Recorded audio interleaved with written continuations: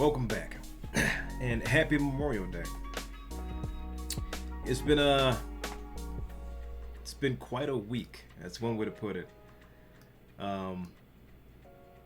But life goes on. As you've seen, we have a few changes on the channel. I hope you guys are enjoying the small changes that we've had. Today I want to talk about something that I was having a discussion with my good friend, and it's about how when it comes to designers and most people with their content interact with their clients in the service industry. So designers, character artists, etc. In exchange for in exchange for money, there is this feeling that when we create something, it's not special. And it feels not special because we made it and it doesn't feel as magical as it actually is. I liken it to this. If you were a magician, and say there's not that many magicians in the world, and you could summon fire by saying a few words.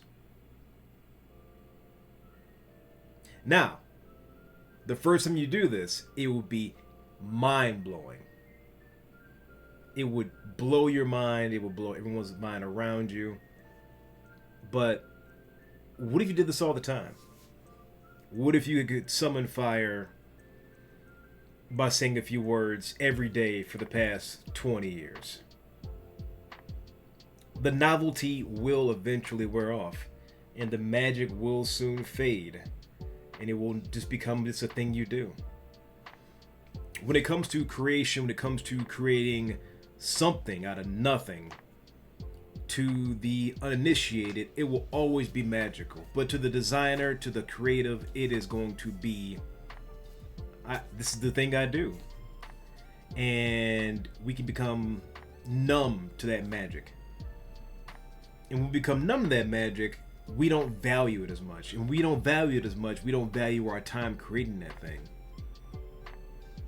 When in actuality, what people come to us for to solve problems with, quote unquote, our magic, it may not feel like we are creating anything of value. Therefore, we place less and less worth in the things that we make. And that is how you get tired and exhausted, which is the same thing, of performing magic.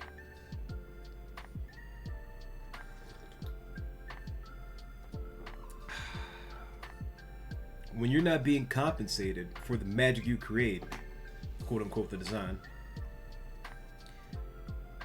you don't want to do it as much. You don't want to deal with the hassle of doing this thing for a value you set yourself because you don't believe that it's that powerful. When in fact, everything you create, and when you're solving a person's problem, creative problem, a design problem, it is a powerful form of magic that we just kind of like become numb to. You can't let yourself do that. Actually, you need to, which some people say, be humble all the time.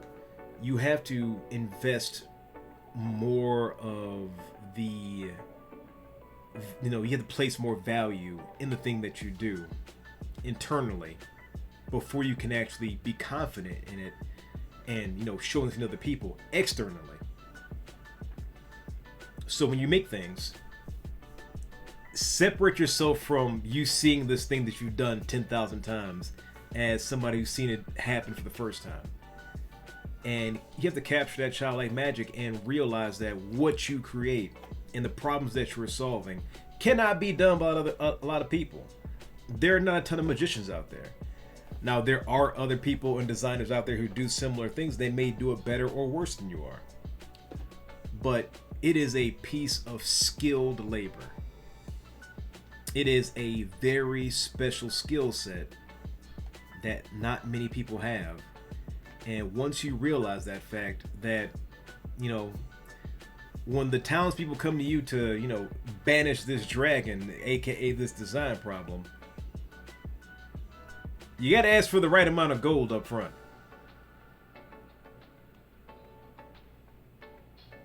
You have to.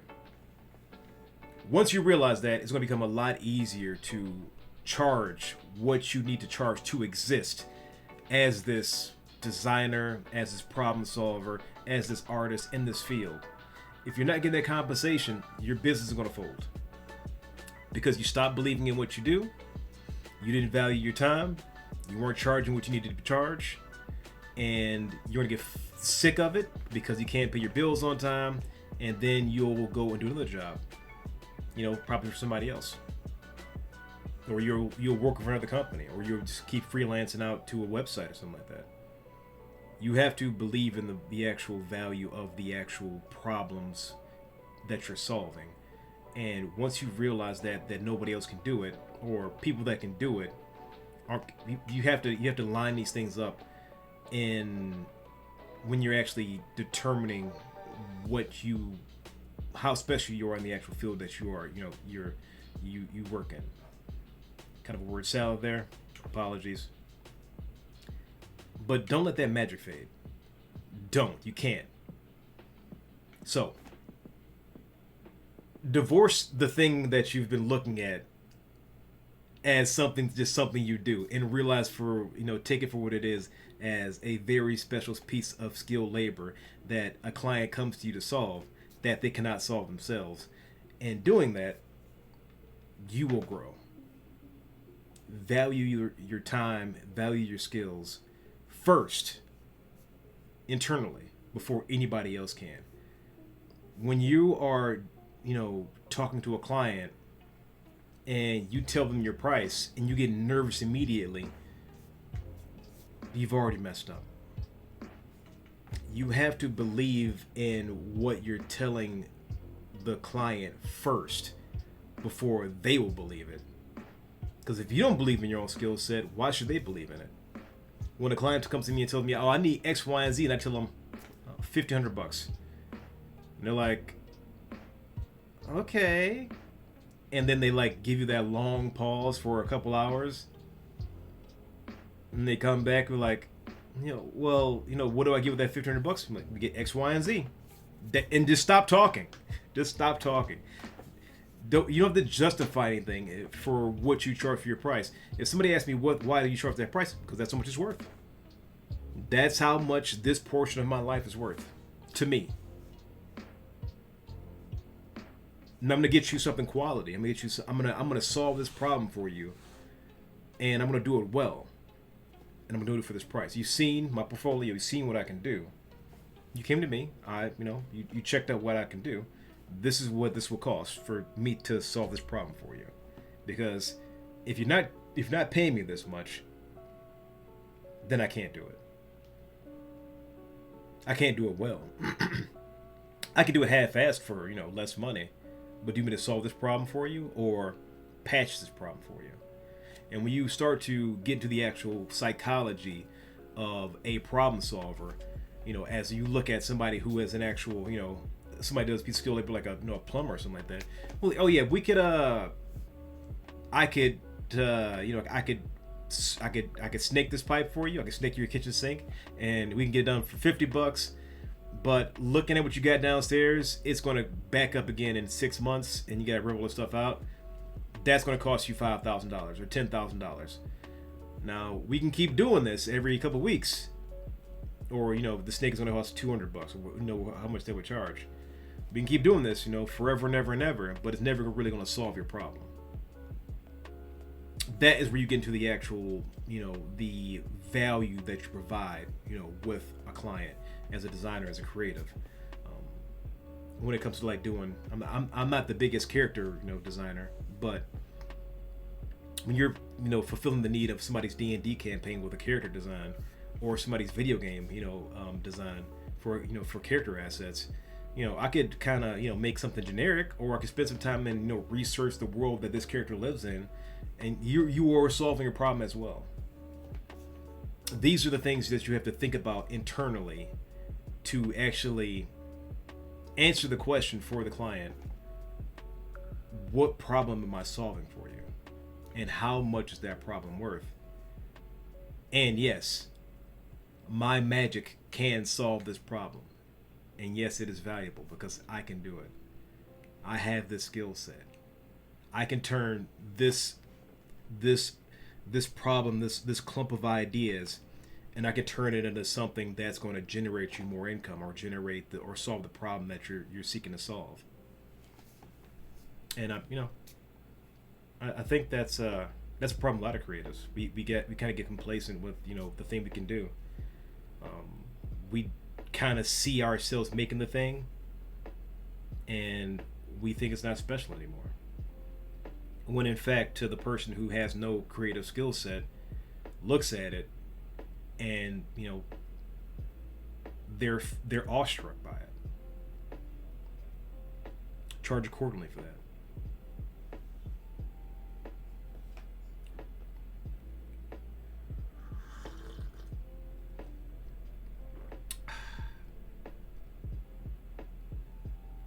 Yeah. So take that little razzle dazzle there, and really believe what you do has value internally, because it does. And if you don't believe in yourself, and you don't believe in your own power, your own magic, then no one else will.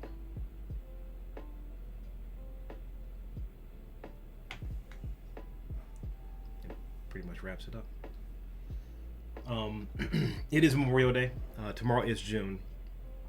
We got a majority of our list of things to get done this past month. We got them done. Unfortunately, we've had a lot of things happen. We had a tragedy happen in Texas. I won't go into it. On top of that, one of my dogs, we found out, has a thyroid cancer that may have spread to her lungs, so we're trying to take care of her end of life stuff. And the other dog is turning 16, and she has dementia, and we're just trying to. They're both. We're trying to keep them as happy and healthy as possible to the very last moment. But so I want to thank you guys for all your support. I will be announcing here. Well, the Kickstarter is already officially funded for 100%. So if you've already funded it, thank you so much. This first volume of the comic strip will be dedicated to my two dogs. We love them so much. So this book is officially being dedicated to Bronson and Lucy, who have brought us so much joy over the past I don't know how many years. This is a Memorial Day. I want you guys to take a break. Just kind of think about everything that's happened up to this point, and remember that life is short. You gotta carpe diem. Make that thing. Or I'll make it before you do. Oh yeah, go to check out kingscoastcoffee.com. You can grab my my roast. Bam, there we go. Get 10% off by using the code word conquer. I have my own roasted coffee. Regular week this week, I'll be streaming today. I think that's pretty much sums it up. I won't keep you guys any longer. You guys, thanks so much for your support. I appreciate it. Like, subscribe, all those things, because that's what makes the YouTube gods happy. Or so they tell me. But keep fighting the good fight, and I'll see you next week. Barring, some other, major breakdown of society.